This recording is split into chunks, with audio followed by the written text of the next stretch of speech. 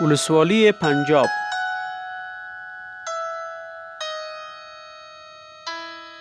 ولسوالی پنجاب یا مرکز دایزنگی یکی از مهمترین واحدهای سیاسی، فرهنگی و اجتماعی هزارستان می باشد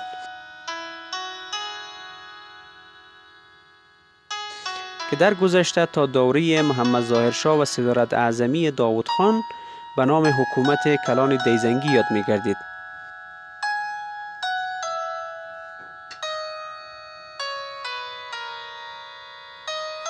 این شهرستان در گذشته مرکز علم و فرهنگ تلقی می شد، طوری که شخصیت‌های مهم و برجسته هزارستان در این مکان آموزش دوره لیسه و یا حداقل متوسطه خود را سپری نموده است.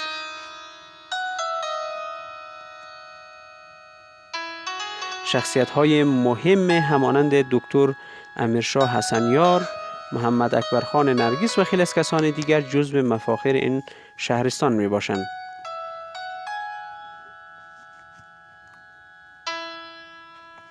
اما پس از تحولات سیاسی اخیر به مرور زمان به خاطر تنش‌های سیاسی و عدم توجه حکومت مرکزی از توسعه و انکشاف باز ماند و کمتر مورد توجه قرار گرفتند.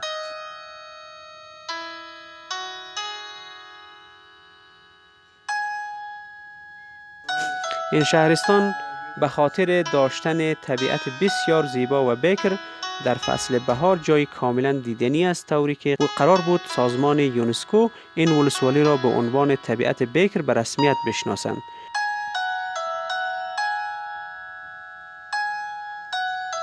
کوههای سرسبز و به فلک کشیده، رودهای زلال و دشتهای سرسبز همراه با هوای بسیار دلنشین از مزیت‌های این شهرستان است.